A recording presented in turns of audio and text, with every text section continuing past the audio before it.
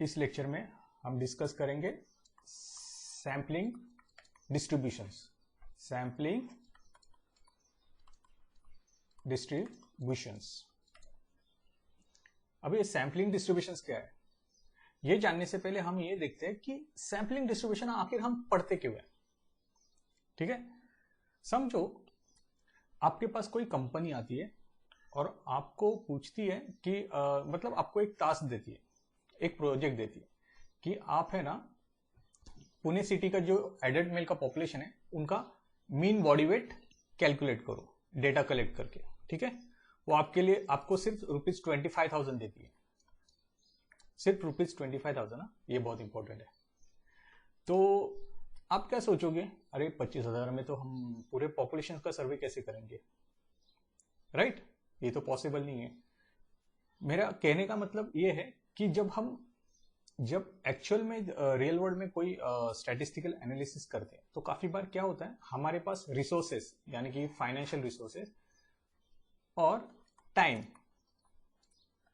काफी कंस्ट्रेंट होते हैं, या फिर हमारे पास पूरे पॉपुलेशन का डेटा ही एक्सेसिबल नहीं होता। ओके, तो हम पूरे पॉपुलेशन का सर्वे नहीं कर सकते। ठीक है, तो ये कंस्ट्रेंट है।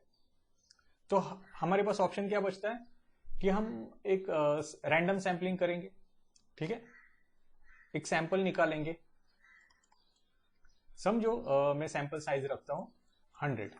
अभी ये सैंपल साइज किन चीजों पे डिपेंड करता है ये बाद में देखेंगे आगे के लेक्चर्स में। For time being assume that we undertake survey and we select just randomly select 100 people और उनका बॉडी वेट रिकॉर्ड करता हूं और उनका मीन वेट कैलकुलेट करता हूं। ठीक है, और वो मीन वेट आता है 71.5 kg। ठीक है, तो ये हमारा मीन वेट आ गया। अब मुझे आप बताओ कि क्या आप गारंटी के साथ बोल सकते हो कि सैंपल मीन जो है, ये सैंपल मीन जो है it is equal to population mean? क्या आप गारंटी के साथ बोल सकते हो? नहीं बोल सकते, क्योंकि अभी इस सैंपल में आपका मीन आ गया 71.5 kg। अब मैं समझो दूसरा सैंपल लेता हूं X2 बार, उसमें मीन दूसरा आएगा, उसमें समझो आ गया 70.9। ठीक है, वैसे आप अलग अलग सैंपल लोगे ना, सैंपल साइज सेम रख रहा हूं मैं, सैंपल साइज सेम रख रहा हूं, अलग अलग सैंपल लोगे 100 के तो आपको हर बार अलग मीन आएगा। इसका मतलब क्या है कि आप गारंटी के साथ नहीं बोल सकते कि जो सैंपल मीन है वो पॉपुलेशन मीन इतना ही हो, दोनों इक्वल हो, गारंटी के साथ नहीं बोल सकते। कभी कभी बाय एक्सीडेंट बाय चांस ये दोनों इक्वल होते हैं, लेकिन वो बहुत कम होता है। 99.9 केसेस में क्या होता है कि ये इक्वल नहीं होते। ठीक है, अभी आगे बढ़ने से पहले मैं आपको कुछ सिंबल्स के बारे में बताता हूं। तो देखो, ये जो एक्स टर्म्स है, पॉपुलेशन पैरामीटर्स यानी कि पॉपुलेशन के कैरेक्टरिस्टिक्स, जैसे कि मीन उसको हम म्यू से दिखाते हैं, स्टैंडर्ड डिविएशन उसको हम सिग्मा से रिप्रेजेंट करते हैं। ठीक है, वैसे ही सैंपल के भी कुछ पैरामीटर्स होते हैं, सैंपल के कैरेक्टरिस्टिक होते हैं, उनको सैंपल स्टैटिस्टिक बोलते हैं, नॉट पैरामीटर्स, उनको सैंपल स्टैटिस्टिक बोलते हैं, जैसे कि सैंपल मीन और सैंपल स्टैंडर्ड डिविएशन।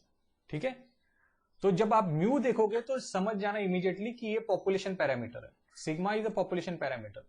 जब आप एक्स बार देखोगे तो ये क्या होगा, ये सैंपल स्टैटिस्टिक है, स्मॉल एस मतलब sample standard deviation, this is sample mean. ठीक है, this is population mean, this is population standard deviation. ये डिफरेंस बहुत इंपॉर्टेंट है। ठीक है, चलो अब आगे बढ़ते हैं। तो अब तक हमने ये तो देखा कि काफी टाइम रियल वर्ल्ड में हमारे पास पूरा पॉपुलेशन का डेटा अवेलेबल नहीं होता, तो हम क्या करते हैं, सैंपल लेते हैं, सैंपल के बेसिस पे हम क्या करते हैं, सैंपल मीन के बेसिस पे पॉपुलेशन पैरामीटर यानी कि पॉपुलेशन मीन को एस्टिमेट करते हैं। ठीक है, और ये एस्टिमेट होता है, इसको हम गारंटी के साथ नहीं बोल सकते कि बोथ आर इक्वल। ठीक है, लेकिन जब कंपनी आपको पूछेगी तो फिर कंपनी में तो आपको एग्जैक्टली ये मांगा होगा, population, adult, mean body weight, ठीक है। लेकिन आप फिर कंपनी को बोल सकते हो इतने में तो ये काम पॉसिबल नहीं है, कोई भी नहीं कर सकता, ऐसा नहीं कि आप ही नहीं कर सकते, कोई भी नहीं कर सकता। तो आप कंपनी को क्या बोल सकते हो कि ठीक है, मैं आपको है ना एग्जैक्ट नहीं बता सकता, लेकिन आपको मैं एक रेंज दे देता हूं। रेंज, पॉपुलेशन मीन की रेंज। जैसे कि हमारा पहला सैंपल कितना आया था, हम एक ही सैंपल लेंगे, मैंने वो मल्टीपल सैंपल सिर्फ एक्सप्लेन करने के लिए आपको बताया था, लेकिन रियल वर्ल्ड में हम एक ही सैंपल लेंगे। उसका सैंपल मीन कितना था, 71.5 kg। आप बोल सकते हो कि आप इसमें प्लस और माइनस 2 कर लो, और जो एक्चुअल पॉपुलेशन मीन है वो इस रेंज में रहेगा, यानी कि 69.5 kg टू 73.5 kg के बीच में रहेगा। ऐसे कुछ आप रेंज दे सकते हो, ठीक है। लेकिन जो आप जब ये रेंज दोगे ना, उसके पीछे कुछ साइंटिफिक रीजन होना चाहिए, स्टैटिस्टिकल मेथड होनी चाहिए, और है मेथड, आगे हम देखेंगे, ठीक है। वो मेथड समझने के लिए हमें क्या करना पड़ेगा, सैंपलिंग डिस्ट्रीब्यूशन को समझना पड़ेगा, ठीक है। और एक आपको सिनेरियो बताता हूं। समझो कि कंपनी है ना आपको बोलती है कि ठीक है आप रेंज दे दो, लेकिन आप है ना हमें 2 kg की रेंज दे दो खाली, या फिर 1 kg की रेंज दे दो, बोलो। वो बोलेंगे ठीक है आप सिर्फ है ना 1 kg की रेंज दे दो, प्लस और माइनस 1 kg। अगर ऐसा है तो आप क्या कर सकते हो, आप क्या कर सकते हो पता है, आप सैंपल साइज को चेंज कर सकते हो। क्योंकि ये जो रेंज है ना, इस रेंज को आगे हम देखेंगे कि इसको बोलते हैं कॉन्फिडेंस इंटरवल, आगे देखेंगे, कॉन्फिडेंस इंटरवल बोलते हैं,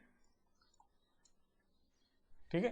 ये रेंज जो है it depend on sample size, इसका और रेंज का एक रिलेशनशिप है, वो भी हम आगे देखेंगे। जब हमें सैंपलिंग डिस्ट्रीब्यूशन अच्छे से समझ में आएगा ना, तो हम इन सारे क्वेश्चन को आंसर कर सकते हैं, ठीक है। तो इसलिए हम सैंपलिंग डिस्ट्रीब्यूशन को पढ़ते हैं।